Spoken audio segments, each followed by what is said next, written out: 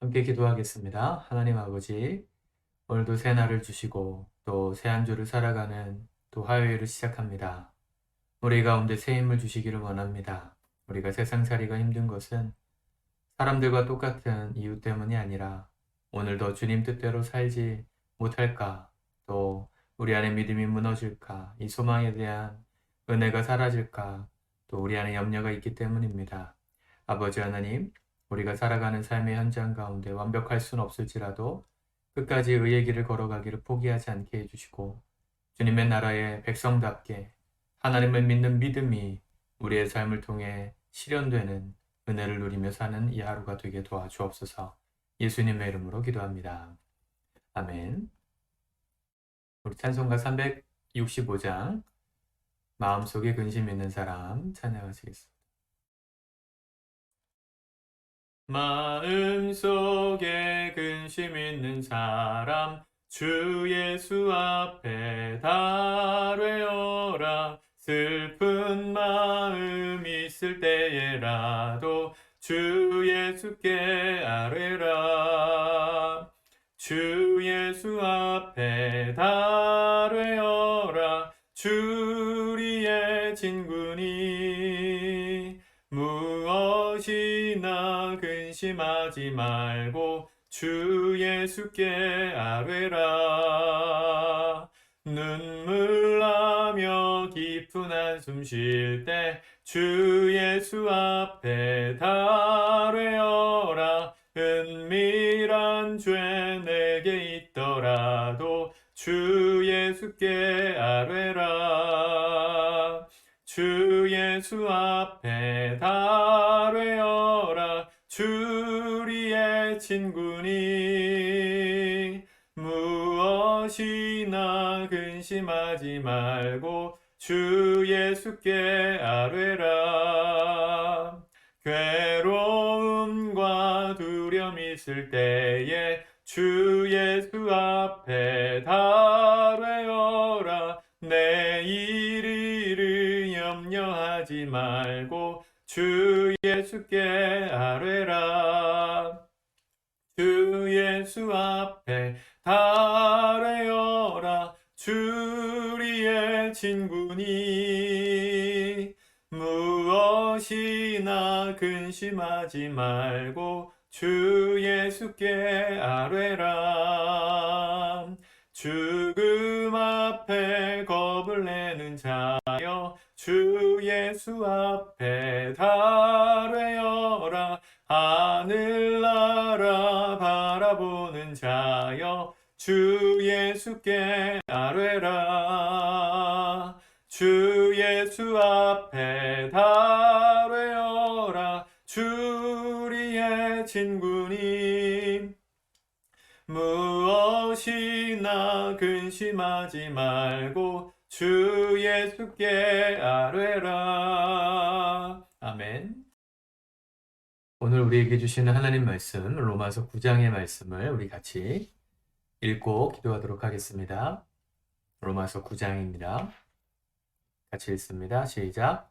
내가 그리스도 안에서 참말을 하고 거짓말을 아니하노라.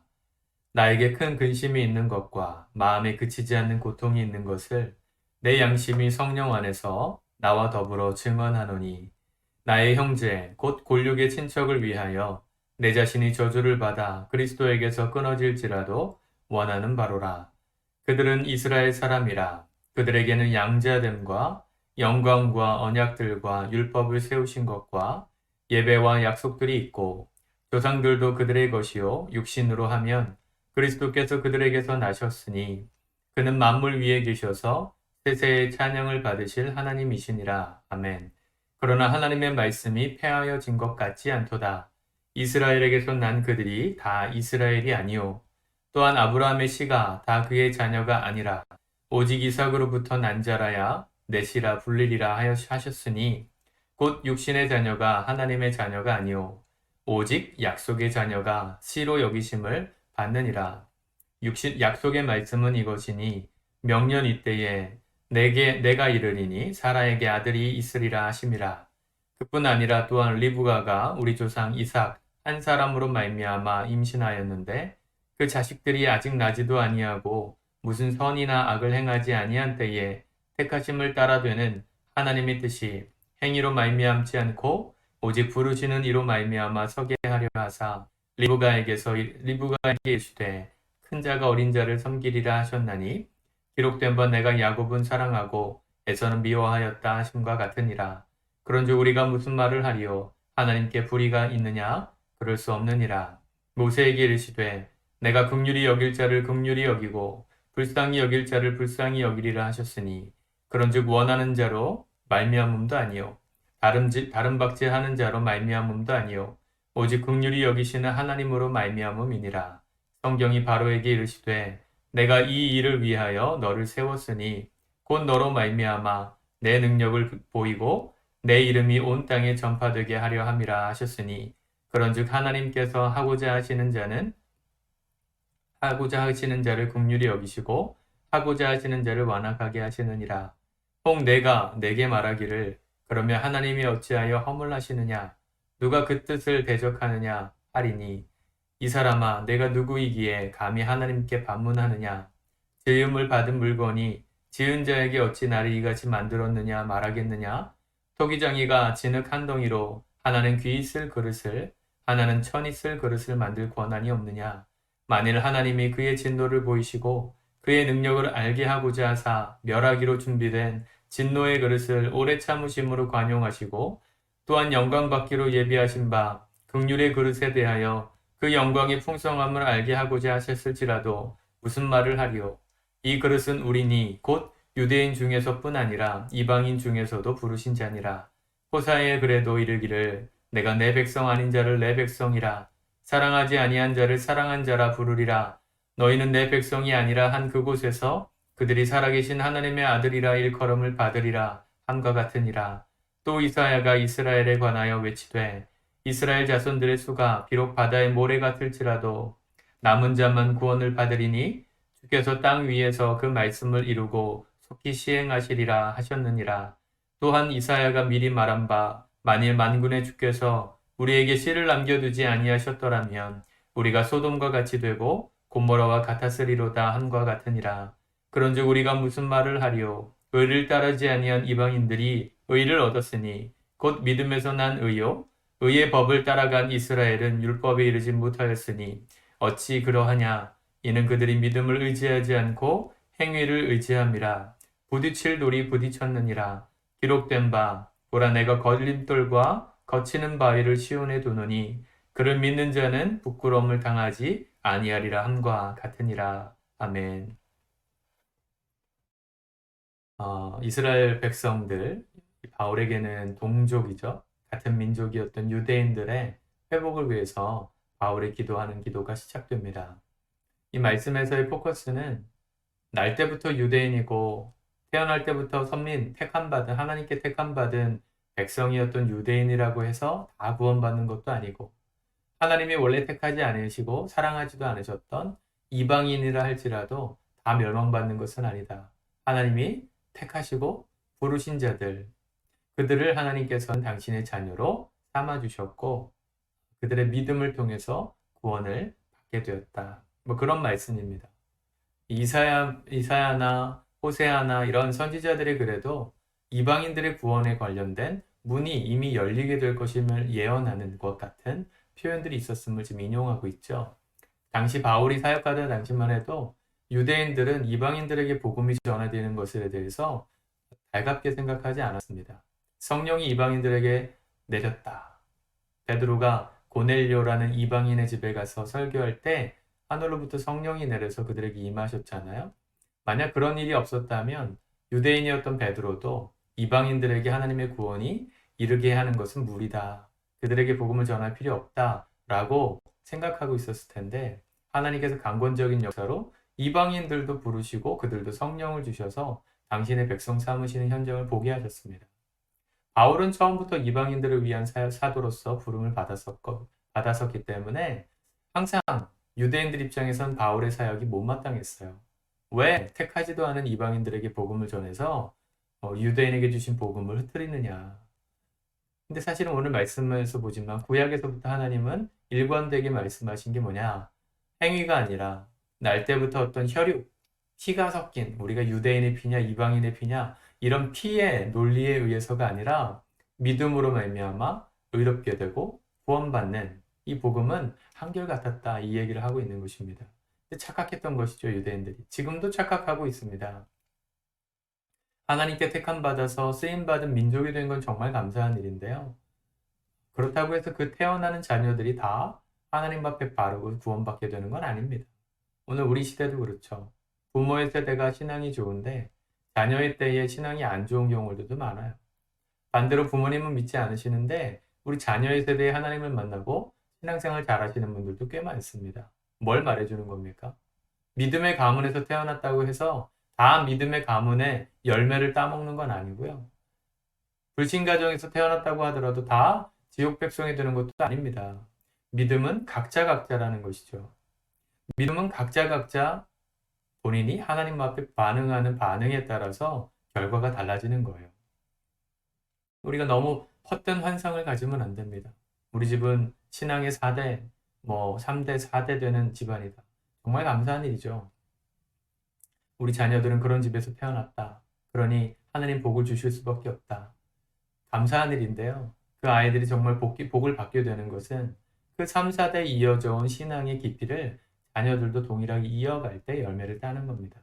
그냥 가만히 있는다고 따는 게 아니라는 것이죠.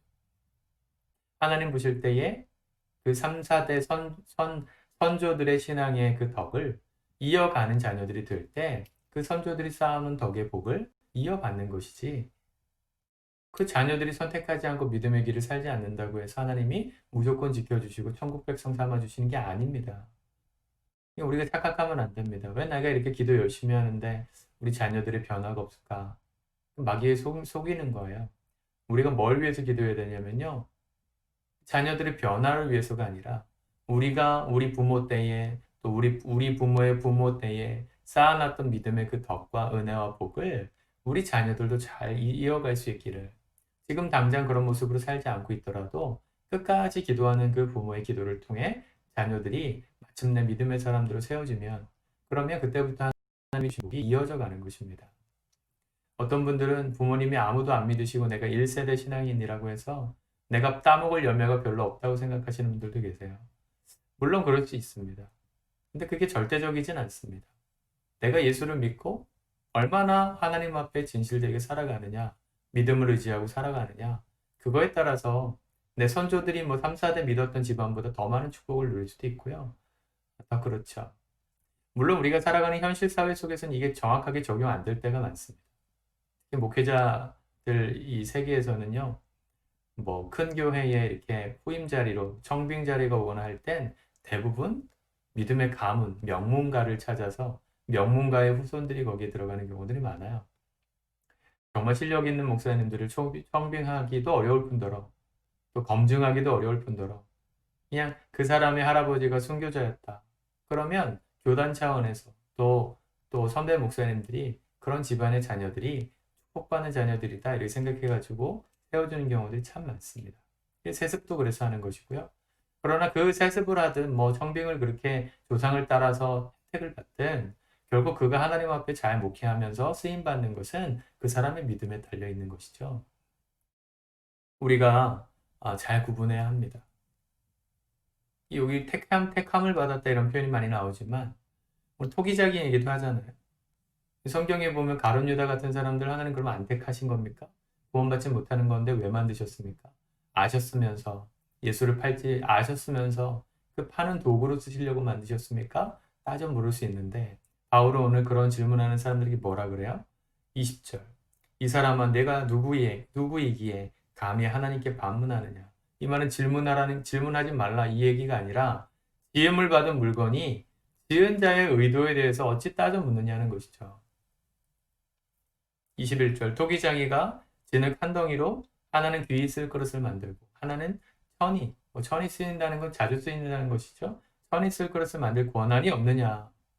하나님 뜻대로 하겠다 하시는 게 왜 불이냐 이거예요.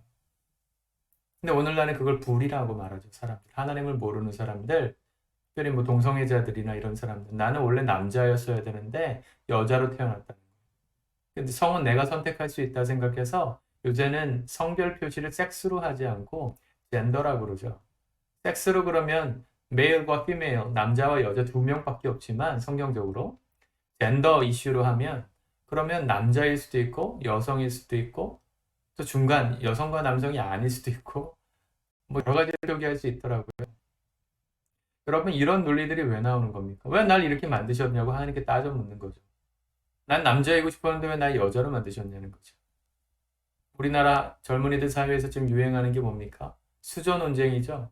왜 나는 금수저가 아니고 흙수저일까? 왜 저 다이아몬드 수저 집안에서 난 태어나지 않고 난 이렇게 아무것도 없는 흙수저 집안에서 태어났을까? 그걸 가지고 누구를 탓해요? 하나님을 원망해요. 여러분, 하나님을 원망하는 게 맞습니까? 하나님 불의하신가요? 부잣집에 태어나지 못하게 하신 거 하나님 날 불의하신 건가요?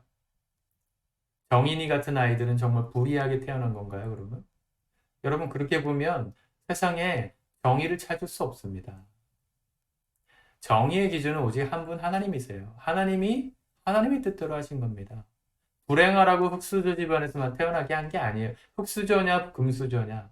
그 말은 내가 태어날 때부터 고생 안 하는 인생 사느냐, 지지도 복이 없어서 그냥 죽을 때까지 고생하면서 사느냐, 이걸 결정해 놓은 게 나에게 달리지 않고 남에게 달렸다고 생각하는 그런 핑계대는 마음들이 결국 이런 논쟁을 불러오는 것이지, 정말 주체적으로 내가 내 인생에 책임을 지는 사람이다.